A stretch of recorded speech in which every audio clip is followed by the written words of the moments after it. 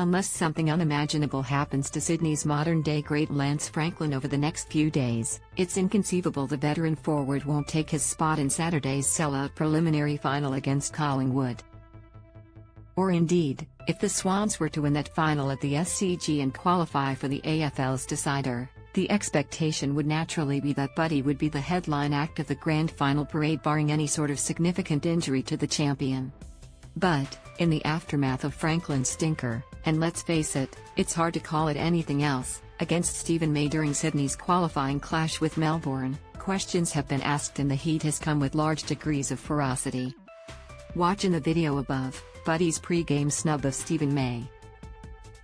Analysis: Local footy and the biggest moments. 7 and 7 Plus are the home of footy shows for every fan. Stream them all for free on 7 Plus. The performance against May was dubbed as Franklin's worst game in years, and AFL legend and Channel 7 commentator Lee Matthews said Franklin looked like he had aged overnight. "Buddy is looking old to me," Matthews observed. "And I'm not talking about his effort in the final, because Stephen May can do that to odd players. But just over the last month.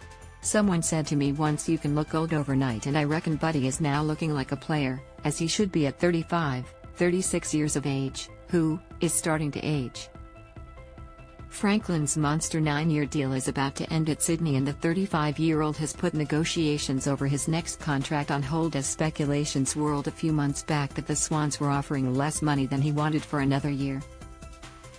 There's no doubt he has had a strong season, kicking 50 goals to finish in the top 10 goal kickers, and his forward 50 pressure has been first class, ranked elite for tackles inside 50. His best bag came in a match against Brisbane where he slotted 6. Interestingly, the Swans were badly beaten in that game. Against May, Buddy was almost totally ineffectual. Interestingly, it was one of the mightiest Swans victories in many a year, arguably dating back to the 2012 Grand Final. Yes, Sydney no longer rely on Buddy, but, as these performances indicate, he is now at times wildly superfluous to their results. So much so, that Matthews put a buyer beware sign on the champion if he was to continue next season.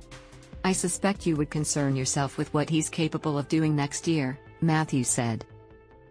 "I don't think he should be a recruiting target for other clubs." Port Adelaide great Kane Cornes was equally scathing following the first final. "Franklin was as badly beaten as I've seen. It's probably one of the worst games he's played since his first 1 or 2 years, Cornes said. And goal-kicking great Matthew Lloyd joined the pile on, saying Sydney coach John Longmire needed to have a serious conversation with Franklin about the Stars' lack of fight. "You can have bad nights, but Sheeds, former Essendon coach Kevin Sheedy, used to drag me if you get outmarked.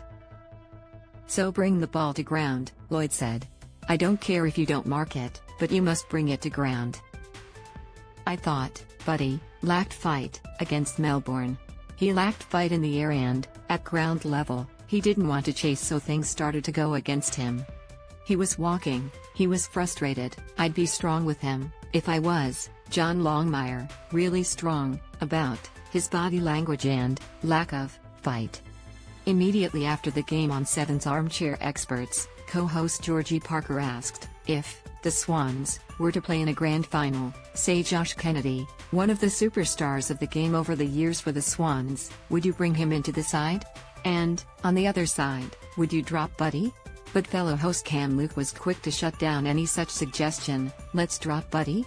If Buddy lost a leg, I would still play him in a grand final."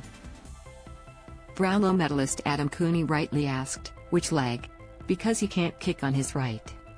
"I'm just being a pest," Parker clarified, "but there is no doubt right now there's a burning spotlight on Franklin like we've never seen before, and, if he does indeed want a new contract worthy of the reported dollars his management team are asking, he will need a meaningful contribution against Collingwood to help restore some lost faith." Loading tweet: "One thing is certain, the Magpies' electric defense aren't going to make that easy for him." Lloyd said Collingwood's Darcy Moore was not as destructive in the air as May, but he would run off Franklin and make the veteran work. "And I didn't think Buddy chased out of the forward line very well at all against Stephen May, and Moore's going to test him even more," Lloyd said. "It's a big moment for Buddy. He's a proud man. He was embarrassed in his last performance." And finally, Thank you all for watching the video. Please like and comment your opinion so we can discuss together. Don't forget to subscribe, press the bell to follow and update many other interesting news. See you in the next videos. Goodbye.